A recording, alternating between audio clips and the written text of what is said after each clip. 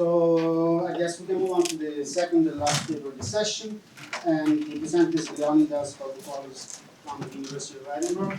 So thanks very much the program committee for including this paper in the conference.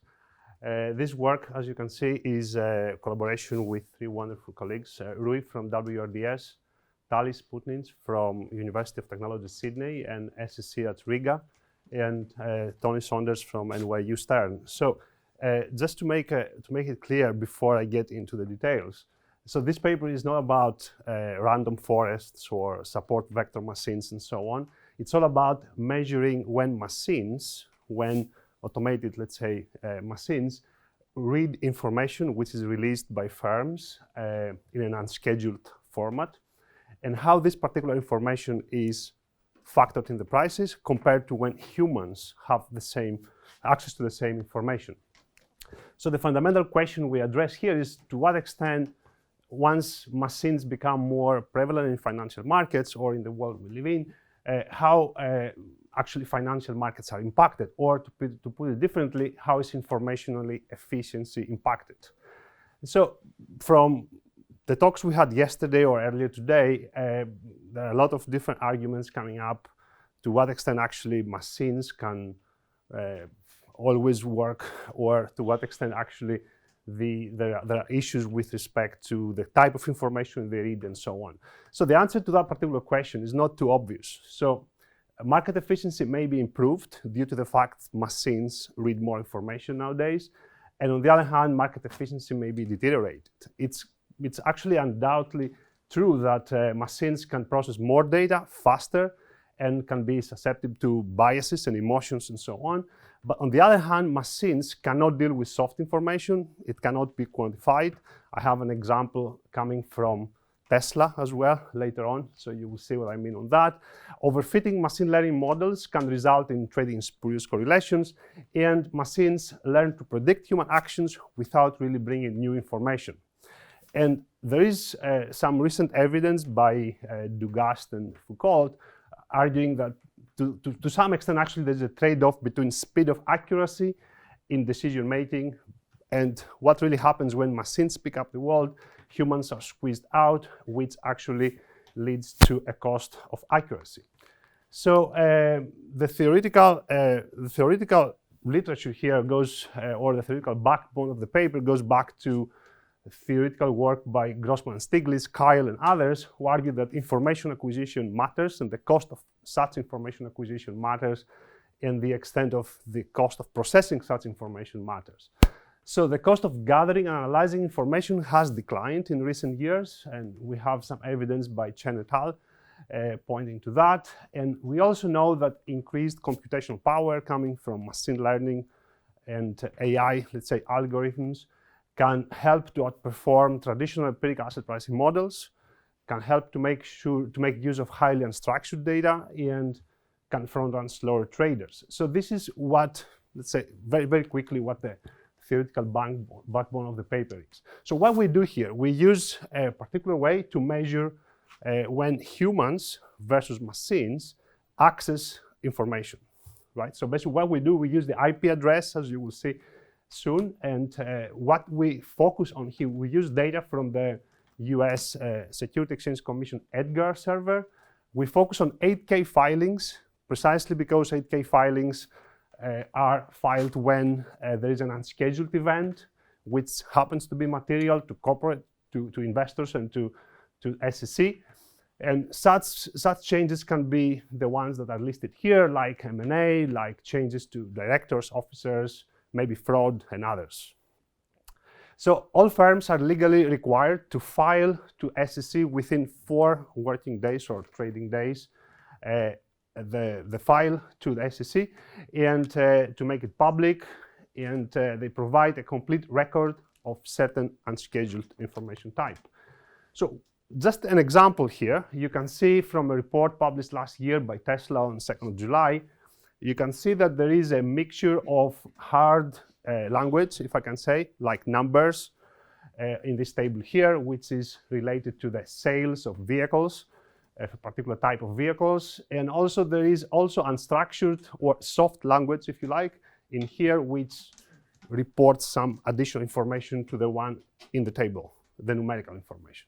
So there is a mix of hard and soft language, and there is a range of completely unstructured to completely structured, if you like, information released in the 8K filings. So the question here is, what really, what kind of, let's say, vendor accessing this information impacts the market efficiency or the information priced, let's say, in the stock. So what really leads here to our research is we have company files coming to SEC. The SEC packages this information, and different, let's say, vendors access the information, like retailers, traditional financiers, universities, regulators, and so on and so forth. And that leads to a particular log file, which leads to our research, which tells us who accessed the information, at what point in time, and when actually access this information, and what information is accessed. So we know, using the IP address, by classifying the IP address into machine or human, who reads the information, when exactly. We know exactly when the information becomes available, and then we try to see what the impact on the market efficiency. So basically, we use 14 years of data. We stop at 2016. This data is available up to the middle of 2017. So we keep up to end of 2016. We have data on each download of the 8K file, or each visit, if you like. We have 4 billion visits. We have multiple terabytes of data, timestamps, HTTP status codes, the IP address. And what we do, we use the IP address and the max min IP lookup, also used in the paper by Chen et al., plus Thomson Reuters ownership data, plus Capital AQ, plus a lot of, let's say, other sources to classify the visits to 8K filings into cloud computers, traditional financiers, universities, regulators, and so on. And we link all of this with data from CRISP, Computat, IBES, Refinitiv, and so on. And what we do, we use two methods, which are published in these two articles in here, to classify as a machine or a human. So if there is more than 5 downloads per minute or more than 25 per minute, that is classified as a machine, or more than 1,000 per day or more than 500 per day is classified as a machine, otherwise as a human. Let's say the IP address is classified as a human visit. So you can see from here the exponential growth of machine visits to 8K filings after 2000, let's say 7 or 8. And this is classified based on the two ways I told you before, but you can see that the human visits, the green bars here, is maintained kind of average over time. And in here, you can see by splitting the machine, by dividing the machine into different type of machines, like cloud machines, IT firms, in other words, institutional investor or internet provider, you can see that the one that has exhibited the highest growth is the cloud computing services, the IT firms. In here, I have a snapshot of where these IP addresses are, where the visits to 8K filings happen from. So you can see, actually, I can give you the statistics, about 85% from the United States, and the remaining 15% from Europe, Asia, Australia, and so on, right? So this is the idea. So let me have a snapshot here of what is rest to be done. So basically, some housekeeping. So what I'm going to do now is I'm going to tell you what kind of information machines and humans access. And then I'm going to talk to you about market efficiency. And of course, I'm going to spend a few minutes to talk about causality. That's a very big problem here. Then I'm going to talk about mechanisms, and in the end, I'm going to briefly say, when do machines have an edge and when do humans have an edge? It's not that machines always have an edge, always do better than humans. There are occasions or situations where humans do better than machines. So in here, very briefly, I can show you that's a simple, let's say, approach. So what info machines access and what info humans access. So we can see that humans pay more attention to 8K filings with negative sentiment content, although machines aren't sensitive to that. They download everything. I can tell you that machines download everything. The question is what humans download. So larger 8Ks are, as you can see, are receiving attention by both machines and humans. Larger 8Ks means larger in terms of word count or number of items. All viewers, humans and machines, are less attentive to 8K published far in this 4 days window. So basically, most of the viewers actually download the files fairly quickly. And they pay, as you can see, humans pay more attention to bigger stocks and value stocks. Obviously, there is limited capacity by humans compared to machines which are unconstrained, and they must allocate their limited attention to certain types of stocks. And when we divide the filings by 8K content, in other words, by different items, humans draw more specific attention, let's say, on anticipated info, but machines download everything, as I said before. So regarding the market efficiency, we use some standard methodology. We compute the drift. We use the work by Bauer, Brown, and Fama et al. So it's a standard measure of measuring the information aggregation into prices. Standard, let's say, approach, we use a four-factor model to simply compute the abnormal return and the CARs. And the drift is computed as the absolute value between the CAR on days 0t. T capital can be 10 or 20 days. And 0.1 is actually here. And as robustness tests, we use actually two ways. One is the scaled drift, and the other is we separate information and noise based on a method published by Brogard et al. In 2022 at the RFS. So basically what we take from here, we take the noise share, which is based on the variance decomposition method or model that partitions the stock variance, let's say, into different sources like market, private, public, and noise. And the noise actually is the temporary price deviations from efficient prices, which are driven by under or overreactions. So first, let's say, baseline result is we see that when we compare machines and humans, we find that the drift is significantly higher, significantly larger, if you like. The drift is associated with human downloads. And as you can see, a standard deviation increase in human viewership leads to about 13.23% aggregate increase in the price drift over the window 220. Obviously, here we have the machine which combines all types of machines like regulators, universities, and so on and so forth. And as we can see from here, there's no evidence pointing to the fact that machine has an impact on price drift.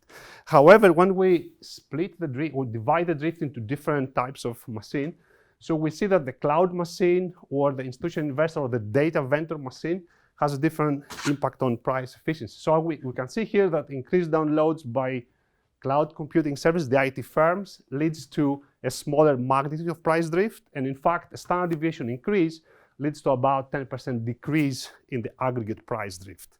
So that's the first piece of evidence suggesting that all machines aren't the same. Cloud machines or institutional machine or data vendor have different impacts on price efficiency. So what we do here, we bring in the alternative measures and we see some consistent evidence that the cloud machine is associated with a smaller drift, a reduced drift, although the human viewership is associated with a larger drift. And also, when we use the noise as an alternative measure, we see that the noise goes down significantly when the cloud machine trades versus when humans are trading. So we control for a lot of, we have a number of control variables in here. And this is the identifying causality story now. So up to this point, from the baseline results, we see that machines, and in fact, cloud machines are associated with a significantly low or smaller, let's say, price drift following the information events, which is the 8K publication date.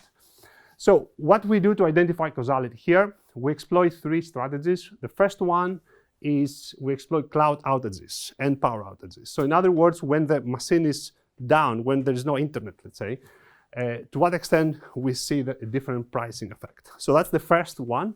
So we have cloud servers, which are a lot, and as you will see, and we exploit also power outages, so when there is no electricity in certain parts.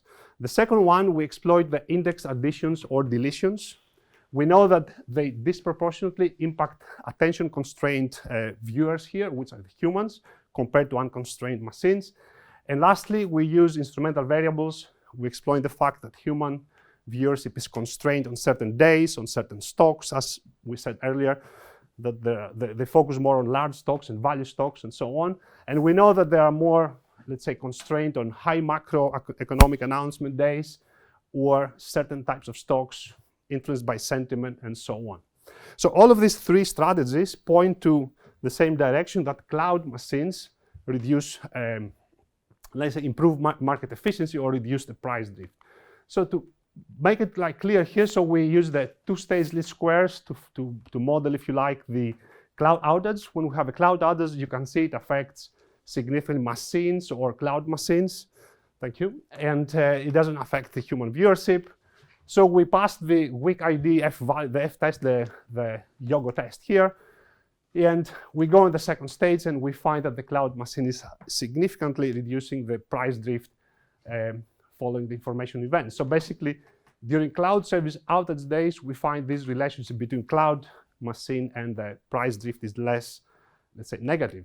The second, actually, we use dummies here instead of the two-stage least square. So we interact, if you like, the cloud machine with outage day, whether it is a cloud outage day or a power outage day. And we see that, again, when actually we have the machine doesn't work, or there is a power outage day, or there is no internet, we see that the cloud machine, instead of reducing the drift, actually has the opposite effect. So during these particular days, this relationship between cloud machine and price drift is less negative again. Second story here we have dummies. After a firm is included in the S&P 500, we know that there is information demand for those firms significantly higher. So index inclusion attracts more sophisticated and skilled investors whose viewership, as you can see, is more likely to improve the price discovery or market efficiency compared to other, let's say, periods than of the average human viewers. And what we see here is after the index inclusion, the relationship between human viewership and the price drift is less positive. So you see here this evidence we have down here. Although the cloud machine or the machine in total isn't actually related to this particular inclusion. So lastly, we use instrumental variables. We use the sentiment and the macro news. So both of those are coming from the work of Baker and Googler, and dummy variable on macro news announcements coming from Flannery, Protopapadakis, and Saber and Wilson. Again, we see that they have a significant impact on human viewership based on the weak IDF value. And we plug on the second stage, actually, the expected values, and we see that it is indeed the case that human viewership is significantly affecting, or if you like, deteriorating market efficiency. So the question now is, what mechanism leads from machine viewership to price discovery? Very quickly, I think I have more or less 7 minutes. So we use the PIN, the probability of informed trading. So what actually we expect to find here is that machines are associated with a larger PIN versus humans. And this is what we see in the data. We use the PIN 01 and 05. And we see that the machine or the cloud machine are associated with more information in the prices, let's say, compared to humans. And the second one, we use the algorithmic trading. We use the odd lot ratio and the trade size. So simply here, we expect the cloud machine viewership to affect the algorithmic trading. We know actually that most of algorithmic trading happens through HFTs or machines, if you like. So we see that machine is associated with more odd lot ratio, although human isn't. And on the other hand, we see that the trade size is significantly lower. And that's actually the point. The odd lot ratio is the trades are split into smaller, if you like, trades. So that's the second mechanism, and we extend this to high-frequency trades. So we bring in some literature, some arguments coming from earlier studies that automated machine-based trades improve price efficiency, price discovery. So we use the two proxies here, the cancel to trade and the trade to order. And what we find actually is the positive impact of machine, in particular cloud machine, in improving actually the positive thing on price efficiency or to improve market efficiency is not actually diminished by controlling actually for HFT activity. So we add actually into that direction. So now, big question here is, okay, it looks like that machines always do better, always improve price discovery. And thank you. And the question is, when do they have an edge and when do humans have an edge? So basically, it does sound like machines are replacing humans, and that's actually a great thing, but that actually isn't in all setups. So what we do here, we have 3 tests. The first one is we look actually when actually there is a lot of numerical content in the 8K filing measured by this NER. That's a measure of, let's say, numerical content, percentage changes, dollar values, and so on in the 8K filing. So we test whether machines have a comparative advantage over humans when they are handling hard information like numbers or quantitative information in general. And we find that the cloud machine or the viewership of cloud machine of 8Ks reduce the absolute price drift following the information events. So this is when actually machines have an edge compared to humans. The second one is what happens when there is negative sentiment in the filing, when there is negative words, if you like, coming from a number of different dictionaries that we use here. So we know that emotion broadly interacts, if you like, with decision making, and humans struggle to process bad news or negative sentiment news or pessimism and so on. So there is an asymmetric bias to which machines should be neutral or not affected. And what we do here, we use actually the dictionary of Loran and MacDonald, 2011, and we interacted with machine or cloud machine and also human viewership. And we see actually that machines aren't impacted by that. So we confirmed in the data that machines have stronger impact of price efficiency in filings with significantly, let's say, more negative words. And later on, we have another test where we have information which is sequentially or repeated. In other words, we have actually information which has been released a few days before, and then there is a correction coming through an 8K filing. So there is a trade-off, as I said before, on the between fast and noisy and slow and accurate information processing. So many machines are trained to respond quickly to information, but basically they have an advantage on, let's say, fast and let's say processing information faster, but sometimes they may get inaccurate, let's say, processing of information because the information, let's say, has been already published a few days ago, and the machine thinks that's a new signal, although it's not a new signal. So we have what we do here, we combine sequential or incremental information where humans can have an edge, can be slow but accurate in decisions, or which is difficult for machines because machines can interpret it as a new signal, although it's not a new signal. So we have repeated information that can be incorrectly interpreted by machines, like I said, and we expect humans to have an edge here. So what we do here, we use the item 2.02 in 8K filings, thank you, which is basically repeating previously disclosed financial information. So basically we have humans which are more effective than machines to improve price discovery in these setups.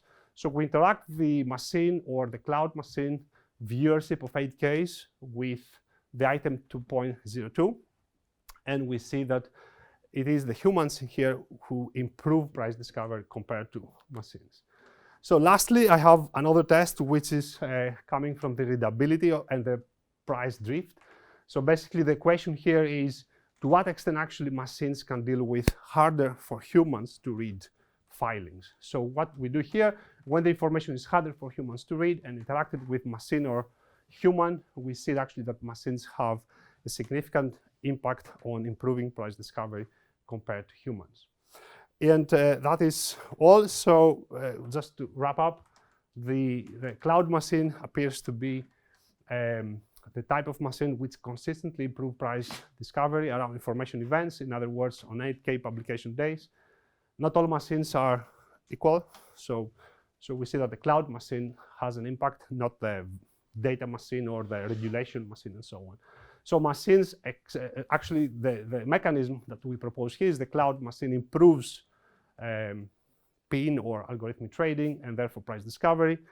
And the machines excel when there's high fraction of numerical content, less bias to negative sentiment, and less capacity constraints and so on, difficult to read filings. And humans have an edge when they combine sequential information that overlaps, and when the information is soft as compared to when the information is hard to read, like the NER test we had before. So thanks very much. I hope I'm on time. Thank you. Oh, yeah. The discussant for the paper is Antonio Gargano from University of Houston, Bauer College. Okay, perfect. Thanks to the organizers for inviting me to discuss this very interesting paper. So let me start with a brief summary of the paper. So let me start from the research question, right? So how does information acquisition by machines affect market efficiency? So this question is very relevant, right? Because market efficiency is still a very hot debated topic. Second, also because new technologies oftentimes have nuanced effects, right? It's never black or white. Then the question is also novel because there's a lot of information on how humans affect information efficiency. We know much less on machines.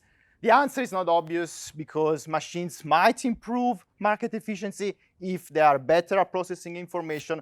Otherwise, they might also have, right, a negative effect. And most importantly, I think this paper also stimulates thinking, right, on the competitive advantages of humans against machines. And this is important because we are moving towards a world where humans will interact more with machines.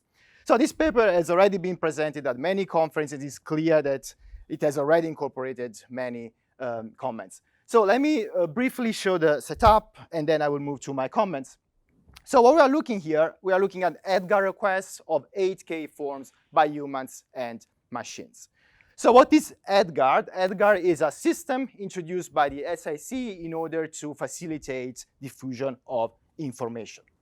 What are 8K files? Those are documents that firms have to submit when they have material information, which means information that is important for investors.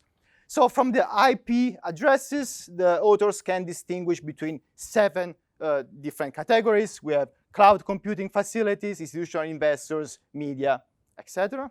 And then from the type, so there are 2 types of requesters based on the volume, right? Because if from one IP we get a lot of requests in a short period of time, that IP is classified as a machine, otherwise as a human. So we have in total 14 combinations, okay? So in terms of market efficiency, what you are looking at is the absolute price drift. So what does it mean? The larger is this drift, the less inefficient are the market, because it means that information is slowly incorporated into prices.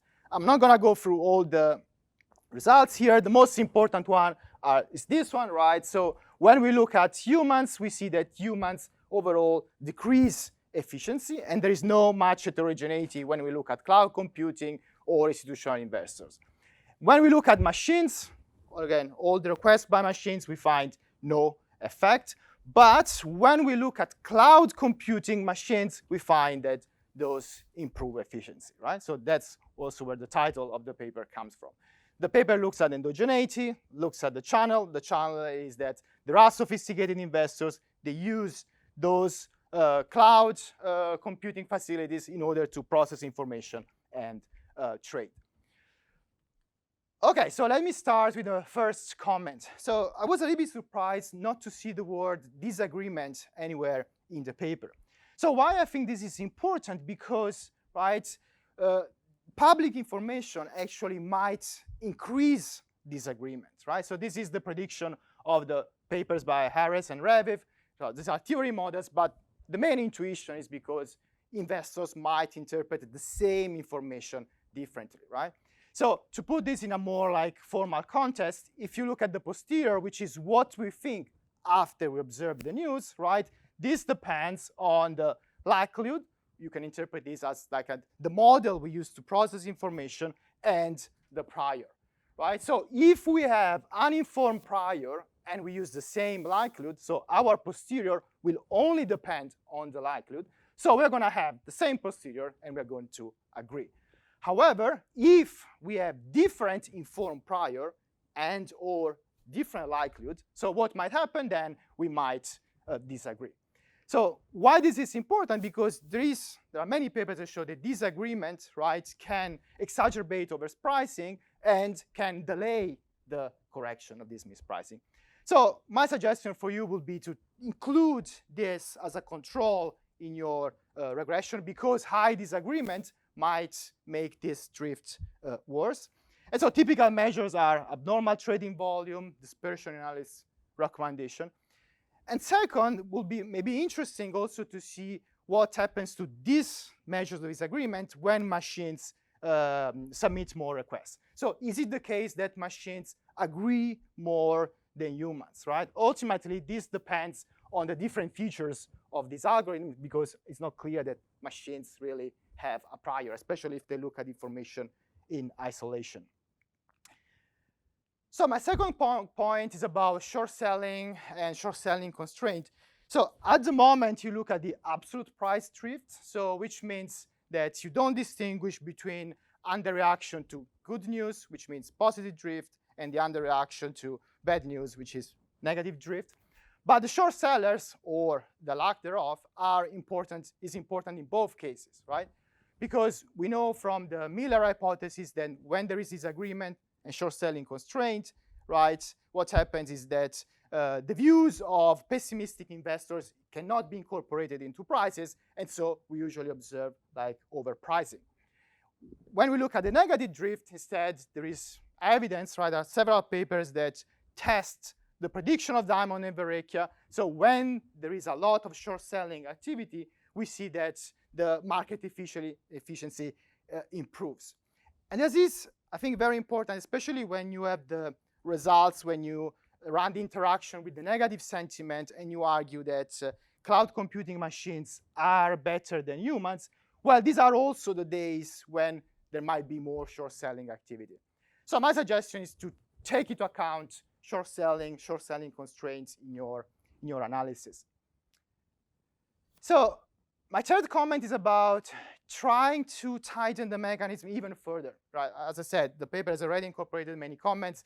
You already do an extensive analysis. But especially when I was reading the different results, because your finding really come from, right, cloud computing machines. Because when we look at cloud computing humans, institutional investors, humans, and machine, there is no effect or even a negative effect. So I asked myself, who are the sophisticated investors behind those cloud computing facilities? Now, from the IP, right, you can only tell whether it's institutional investor or a cloud computing facility, right? You cannot tell whether there is an investor behind cloud computing. But I was wondering whether you can at least show that there are some sophisticated investors, right, that fade out from Edgar. This, right, might be a first indication that they are using cloud computing facility, because it's hard to believe that these guys are not using 8K anymore, given that this is a very important information. So first, who are the sophisticated investors behind those cloud machines? And second, do they really use machine learning, right? So I don't know whether you can try to show whether these guys post more job ads relating to machine learning. Why so? Because the title of the paper now is Market Efficiency in the Age of Machine Learning, but it could well be market efficiency in the age of cloud computing, right? Why this is the case? Because obviously investors, as you acknowledge as well in the paper, might switch to cloud computing because of secrecy, right? Because they want to hide their identity, because of cost efficiency, right? So also University of Melbourne, where I was before moving to Houston, is moving to cloud computing, but not because they are using machine learning, just because it's more cost efficient to use, right, cloud computing rather than buying thousands of hardwares. And the problem is that both these two, right, might be related to improvement in market efficiency because they are correlated with sophistication, right? Because if an investor moves to, right, cloud computing because of secrecy, right, it might mean that they have some sort of, they want to hide their identity. So my fourth comment is about the importance of speed, right? Because when it comes to, how much time do I still have? Okay, perfect, thank you. So when it comes to information acquisition, it's not only about whether to acquire information or not, but it's also about how fast to do it, right? Because again, there are many papers that show how sophisticated investors try to access the information as fast as possible. So they trade milliseconds, right, before the public release of macro news. In a paper with Alberto and Russ, we showed that they use the FOIA request to get access to information before it gets publicized. And even in the context of Edgar, right? So there is a paper that shows that some investor had access to Form 4, so it is different from the one you look at, but before others, and that was obviously an advantage. So my suggestion here for you will be, given that you have the timestamp of when the information is released and the timestamp of the requests, whether you can show, right, some statistics at least on the distribution of those requests. So how many requests are submitted within a few seconds, within 1 hour, etc. Right? So obviously, I would expect machines to acquire information, right, in a faster fashion compared to humans, because probably there are like algorithms that automatically get this information. But the most important part probably would be to understand what happens to this price drift conditionally on this speed. So is this the case that there is an improvement in market efficiency when information is acquired in a faster fashion? And also, this thing of timing is important because at the moment you restrict the requests only on days t and t plus 1. But it might be interesting to see what happened between t plus 2 and t plus 10, because if your story is true, right? So what we should observe that humans who are responsible, right, for making the market efficiency worse, they should keep submitting, right, those sort of requests, while machines, especially cloud machines, we should observe that there is a drop of the requests after t plus 1. So this could be also useful to really also validate, because if we observe that cloud computing machines keep submitting the request after t plus 1, this could be a little bit odd. And the last comment is about the importance of the context, right? So I think especially when you look at the competitive advantages of machines versus humans, because I'm not an expert in this algorithm that looks at text analysis, but I would assume that they look at this information in isolation, while where humans might have an advantage is that we have some either prior information or we are able to look at the context, right, within when this news is released. So I'm not going through here the details, but there is this measure of Hu and Moskowitz that looks at market, information efficiency with respect to market information, right? So you might use this measure to see whether humans maybe do better than machines when we look at measures that might capture better the competitive advantage of humans. I have minor comments. I'm not going to go through them. Maybe the only one I think is this one. I found is odd because you find that machines have a competitive advantage in processing numerical information, and yet they seem to submit more of those item 8, which are like other events, while humans have an advantage in processing like more soft information, and yet they seem to request more like this item 201. So by conclusion, I think this is a very important, interesting, and I think very stimulating paper, and I'm sure I will see it in a top journal very soon.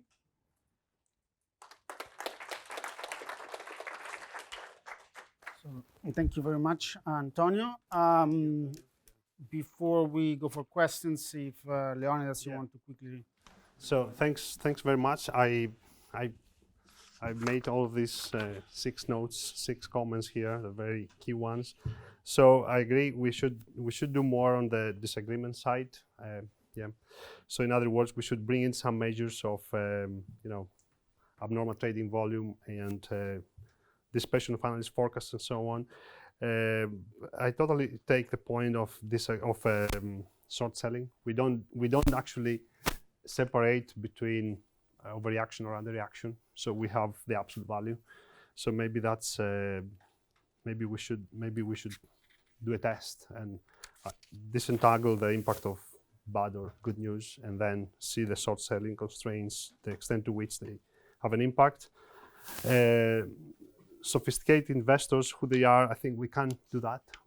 We can identify those and do something there. Regarding the speed of incorporation, this is I think we may have extended the window for a few days before, but it's important to show like what happens beyond day one, because at the moment what we do, we observe the filing day of the 8K, and then we see on the day 0-1 how many viewership or how much activity is there by humans or machines, and then we see the price effect. But I think it's worth looking for longer windows to see whether humans submit requests later on. But we expect, I think it makes sense to believe that machines do it quite fast. So it's only for the human side to see whether. These are all excellent comments. I wish I had them before, but thanks very much. And yeah, thank you, Antonio. All right, any questions from the audience? It's more a comment on the interpretation of the result than a comment on your paper in particular, which is, it is tempting to jump to the conclusion that more machines are going to make, from the fact that they make the market more efficient, that more machines are going to make prices more informative. But I think those two things are quite different. And here what you show is that prices get closer to the random walk component of prices, but it might be that the random walk component is becoming less informative about the future, simply because the fact that machines are, extracting, killing some anomalies and are reducing the incentive to produce information. So I think that that's a separate question in a sense, but it's important to separate the two questions. The question of, do machines make prices closer to random walk, from the question of whether do machines make prices more informative about the future. That's, perhaps, I don't know if there's a way to test this, but yeah, we don't have any discussion, or we never thought about it, to be clear.